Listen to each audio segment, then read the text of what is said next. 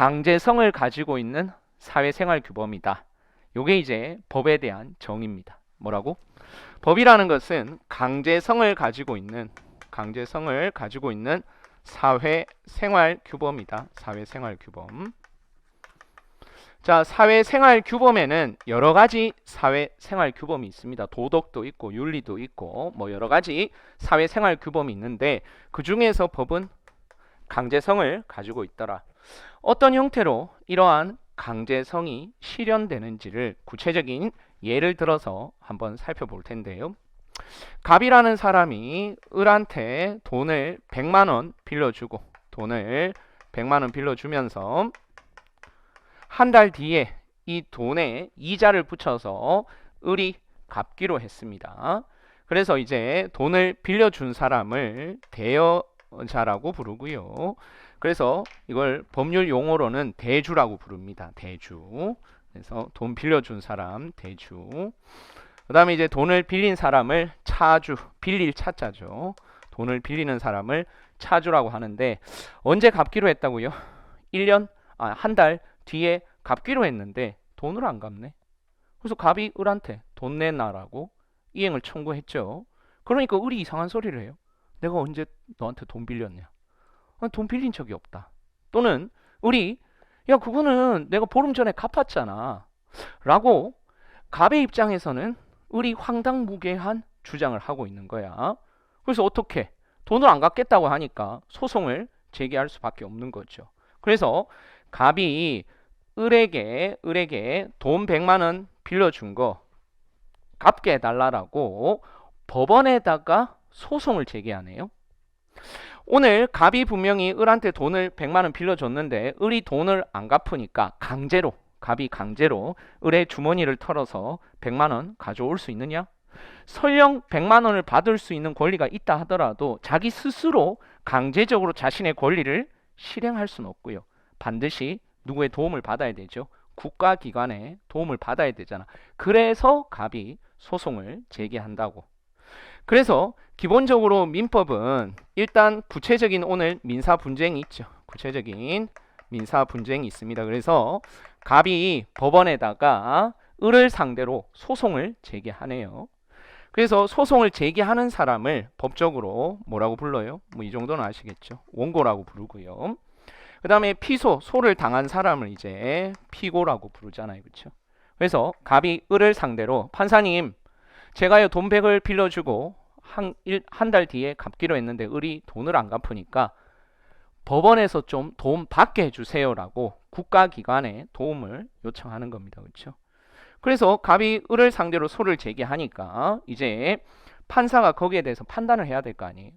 그래서 구체적인 오늘 민사 분쟁은 돈 100만 원을 과연 을이 갚아야 되느냐 말아야 되느냐 이게 이제 구체적인 민사 분쟁인데 그럼 판사는 이제 법관이 가지고 있는 선량한 양심에 따라서 전후 사정상 돈을 갚아야 되겠다 뭐 이렇게 판단하는 게 아니라 뭔가 기준이 있어야 될 거 아니야. 이 판단하는 기준이 있어야 될 거 아니에요. 그렇죠? 그래서 그 판단하는 기준이 바로 뭐다?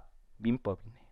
즉 민법은 수천 수만 가지 대한민국에서 발생하는 민사 분쟁에 대해서 다 입법을 할 수가 없잖아요. 수천 수만 가지 경우의 수가 있으니까. 그래서 이거를 입법은 구체적으로 하지 못하고 추상적으로만 입법을 할 수밖에 없어. 왜냐하면 다양한 경우의 수들을 다 해결을 해야 되기 때문에. 그래서 법조문은 추상적일 수밖에 없습니다. 그래서 추상적인 이 민법을 가지고 오늘 이 구체적인 민사 분쟁에 뭐 해야 될 거 아니에요? 적용해야 되겠죠. 그런데 워낙에 다양하고 구체적인 경우의 수가 있기 때문에 이 추상적인 민법을 그대로 적용하기에는 좀 문제가 있는 경우가 꽤 많아요. 왜냐하면 법조문에 이러한 분쟁에 대해서 명확하고 구체적으로 딱 입법이 돼 있다 그러면 사실 각각 을 사이에서 법적 분쟁이 있을 리가 없잖아. 법조문에 명확하게 딱 입법이 돼 있다고 한다면. 그래서 이러한 구체적인 민사 분쟁을 추상적인 민법에 적용하려면 무슨 절차를 거쳐야 되느냐 하면 민법을 해석해야 돼요. 법을 해석해야 된다. 그 법을 해석하는 사람이 누구야? 그게 바로 법관이죠. 오늘 이 민사 분쟁의 법관. 근데 1심 법원의 법관이 갑승소라고 판단했는데 우리 거기에 대해서 아니에요. 저는 여전히 돈을 빌린 적이 없어요. 뭐 또는 돈을 이미 갚았어요. 그래서 구체적으로 상소한다. 그래서 고등법원에서 다르게 판단했다. 오늘 사안에서 갑은 을한테 돈 받을 수 없다라고 다르게 판단한다. 그러면 1심에서는 갑이 이겼는데 2심에서는 갑이 졌네요. 그렇죠? 그럼 결론적으로 이긴 거야, 지는 거야? 그렇죠? 상급심 법원에서 진 거니까 최종적으로는 진 거죠. 그래서 이러한 민법 해석의 최종적인 유권 해석은 어디에서 하는 거다? 대법원에서 하는 거죠. 최종적인 유권 해석은 어디서 한다고요? 대법원에서 하는데 그래서 그렇게 대법원에서 민법 해석한 거를 우리는 뭐라고 부르느냐 하면 대법원 판례다 이렇게 부르는 거야. 그러면 수험 민법은 여러분이 시험장에서 뭐를 맞닥뜨리게 되느냐? 이 구체적인 민사 분쟁을 맞닥뜨리게 될 거예요. 문제집에 보니까 갑이 을한테 돈을 100만 원 빌려줬는데 1개월 뒤에 갚기로 했는데 을이 오늘 사안에서 돈 못 갚겠다고 하니까 갑이 을한테 뭐 소송을 제기하고 어쩌고저쩌고 막 구체적인 민사 분쟁이 나올 거 아니야. 그러면 물어봅니다. 사례 문제에서 오늘 을은 갑에게 돈을 100만 원 갚아야 되는가? 이렇게 물어봐요. 사례 문제에서. 을은 갑에게 돈을 100만 원 갚아야 되는가 물어본다고. 그럼 여러분들이 논리 체계를 갖추어서 사례 답안에 해결을 해야 되는 거지. 마치 뭐처럼? 여러분들이 대법원 판사인 것처럼. 그래서 구체적인 민사 분쟁 요게 이제 사례 문제야. 사례 문제. 그러면 여러분들은 오늘 이 구체적인 민사 분쟁에 적용될 수 있는 뭐부터 체크해야 되지? 추상적인 민법이 도대체 몇 조냐? 근데 그 몇 조냐가 1조부터 1118조까지 있어. 그래서 도대체 오늘 이 민사 분쟁에 적용될 수 있는 민법의 그 조문이 도대체 몇 조인가를 1조부터 1118조까지 다 꿰고 있어야 돼. 가르쳐 주지 않아요. 사례 문제에서. 내가 쟁점을 판사처럼 쟁점을 추출해가지고 그 다음에 아하 오늘 사안에서는 민법 몇 조가 문제된다라고 일단 주소를 설정했어. 그러면 이와 관련해가지고 이러한 민법의 해석과 관련된 뭐가 있을 거 아니야. 대법원 판례가 있을 거 아니야. 근데 이러한 대법원 판례는 여러분들이 만약 변호사라면 책상에 앉아서 네이버 검색해 보면 됩니다.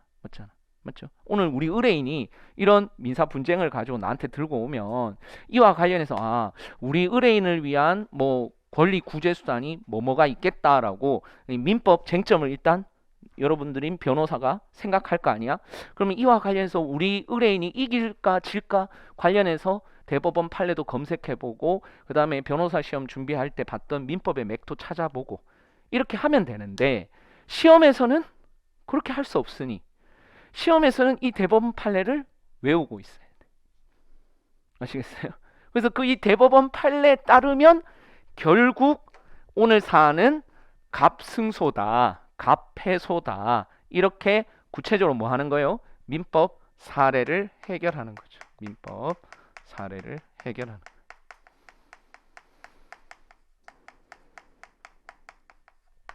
근데 이게 형사법이나 공법 같은 경우에는 아주 논리가 복잡다단하지 않아요.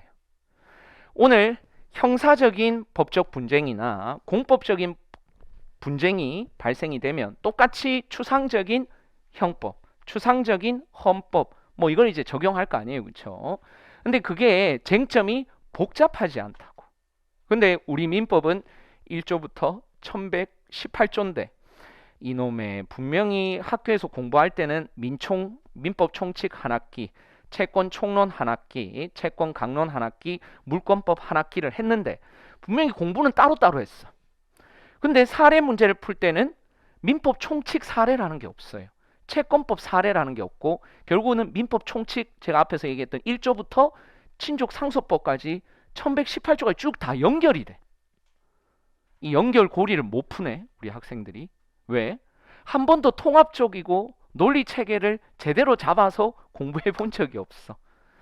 민법 총칙 할 때는 민법 총칙만, 채권법 할 때는 채권법만 열심히 했어.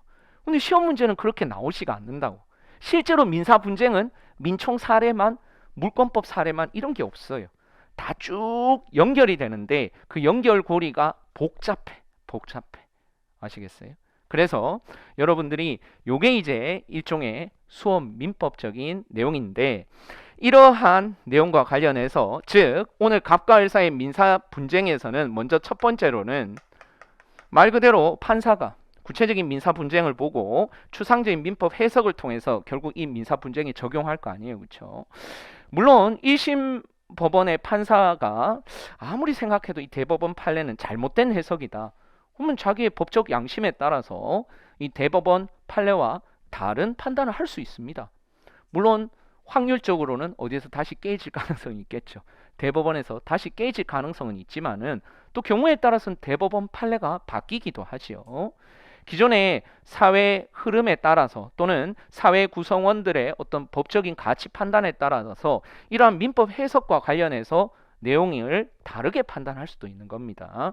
그래서 이 대법원 판례가 그대로 유지될 수도 있고 그렇지 않은 경우도 있을 수 있겠죠. 다만 우리는 수험적으로는 이 대법원 판례가 틀렸다, 그래서 이 대법원 판례에 따라서 오늘 사안을 해석하는 게 아니라 특정 교수님의 그 견해에 따라서 사안을 막 해결하고 이렇게 해서는 안 됩니다. 변호사 시험에서는 어차피 변호사 시험은 실무가를 기르는 시험이기 때문에 과거 사법 시험은 대법원 판례를 까는 게 미덕이었어요. 대법원 판례가 이런 면에서 틀렸다, 그래서 오늘 이 민법 해석과 관련해서는 B라고 해석하는 게 맞다, 대법원 판례 A라는 해석은 틀렸고 B라는 해석대로 오늘 사안을 적용해야 된다, 뭐 이게 이제 사법시험의 어떤 미덕이었는데, 변호사 시험은 거듭 얘기된 실무가지를 기르는 시험이기 때문에 가능한 대법원 판례를 정확하게 이해하시고 거기에 따라서 그걸 적용해서 민법 사례를 해결하는 거라는 거죠. 그래서 그 첫 단계, 오늘 민사 분쟁의 첫 단계에서 적용이 되는 게 바로 이 실체법인 민법, 형법, 행정법 등이고요. 근데 이 실체법을 이제 실현하기 위해서 갑이 을한테 소송을 제기한다니까 이거를 절차법이라고 부르죠. 그래서 이제 절차법인 민사소송법, 형사소송법, 행정소송법, 아시겠어요? 그래서 오늘 갑이 을에게 실체법적인 권리가 있는데 100만 원 받을 수 있는 권리가 있는데 그거를 실현하기 위해서는, 즉 강제하기 위해서는 자기 스스로 못한다니까. 이렇게 하면 막 사회 구성원들끼리 서로 치고받고 저거들끼리 싸우고 있겠죠. 그래서 중립적인 기관인 우리 법원을 통해 가지고 자신의 권리 구제를 받고자 하는 게 바로 절차법이네, 절차법. 그래서 갑이 을에게 소송을 제기해 가지고 공격합니다. 이거를 법적으로 주장이라고 하고요. 피고는 아니에요, 판사님. 그 소장에 적힌 내용은 다 거짓말이에요. 라고 이제 방어하겠죠, 방어. 이거를 법적으로 뭐라고 부르느냐? 항변이라고 부릅니다. 법적으로 항변. 그래서 주장하고 항변하고 또 재항변하고 재재항변하고 치고 받고 싸우고, 아시겠어요? 그래서 이와 관련한 내용이 이제 절차법이에요. 절차법. 그래서 최종적으로 법원에서 치고받고 싸우는 걸 잘 들어보면서 판사가 객관적으로 판단을 했네요. 누구 손을 이번에 들어줬다고 가정해 볼까요? 갑의 손을 들어줬습니다. 그래서 갑의 청구는 인용한다라고 승소 확정 판결을 받아냈네요. 그러면 을은 돈을 누구한테 갚아야 되겠지? 갑한테 갚아야 되겠는데 여러분들이 을이라면 돈 갚겠어요? 뭐 법원에서 오늘 판단을 해줬다 그래도 을은 아마 끝까지 버틸 겁니다. 그래서 거듭 얘기 드리지만 법원에 승소 판결 받는 걸로 끝나는 게 아니라 결국은 이걸 실현해야 된다니까. 돈 100을 받아내야 돼. 판결은 그 돈 100을 받을 수 있는 권리가 있다는 것을 공적인 기관인 법원을 통해서 확인한 것뿐이고 실제로 돈을 받아야 자기 권리가 구제받을 거 아니야? 그 절차를 뭐라고 부르느냐? 집행법이라고 부르죠. 그러니까 절차법을 통해 가지고 오늘 갑이 승소 확정 판결을 받잖아요. 그럼 그 판결서를 들고 또 집행법원에 갑니다. 그래서 집행법원에 가가지고 그 집행관에게 빨리 돈 100만 원 좀 받게 해주세요. 그러면 누가 강제로 이 을의 주머니에서 돈을 빼앗아 오느냐? 갑이 아니라, 개인인 갑이 아니라 국가 공권력에 의해서 돈을 받아오는 거죠. 이런 절차를 뭐라고 부른다고요? 예, 집행법이라고 부른다. 그래서 민사집행법 등이 그것을 규율하고 있죠. 그래서 일단 민법 하나만 보시면은 실체법을 알아야 절차법이 이해가 되겠지. 절차법을 알아야 집행법을 이해하겠죠. 그렇죠? 그래서 통상적으로 법과대학에서는 실체법 2년 배웁니다. 사법, 민법. 그리고 이제 2학년 2학기부터 이제 민사소송법 하고요. 그 다음에 4학년쯤 가면 이제 집행법, 물론 대부분 선택 과목으로 되어 있지만은 집행법을 이제 배우게 되는 구조고, 기존의 사법시험은 여기까지였죠. 절차법까지. 그리고 이 집행법은 어디서 배우느냐? 이거 다 소화한 합격한 사법시험 2차생들 가지고 이제 연수원에서 집행법을 배웁니다. 근데 우리는요, 네, 로스쿨 2학년이 되면 집행법이 끝나요. 정말로 이상한 구조입니다. 그래서 민법 끝나기도 전에 어떤 학교는 1학년 2학기부터 절차법인 민사소송을 합니다. 아니, 민법을 이제 겨우 한 학기 배웠는데, 네, 바로 1학년 2학기 때 이거 다 안다는 전제하에서 절차법을 배우니 이게 소화가 되겠냐는 거예요. 그리고 나서 2학년 1학기에 바로 집행법을 또 하네요. 왜냐면 우리 시험은 연수원 1년차 과정까지거든요. 아시겠어요? 그래서 제가 첫 단추가 중요하다고 하는 거예요. 여러분 지금 탁월한 선택을 한 거야. 왜? 첫 단추를 윤동환이랑 함께 하고 있으니까. 네. 그러니까 이런 베이스를 잘 잡아두는 게 되게 중요합니다. 특히 이런 여유 있는 때가 입학하면 이게 일단 학교 진도 따라가는 게 바쁘기 때문에 이때 찬찬히 고민해보고 나의 법적인 리갈 마인드를 차분하게 할 수 있는 요 딱 3개월, 요 때가 승부수라는 거예요. 아시겠죠? 그래서 우리는 요다 이제 뭐 이거는 여러분들 민사소송할 때 하는 거, 집행법 할 때 하는 거니까 우리가 요 실체법인 민법에 대해서 같이 한번 공부해보자. 아시겠죠?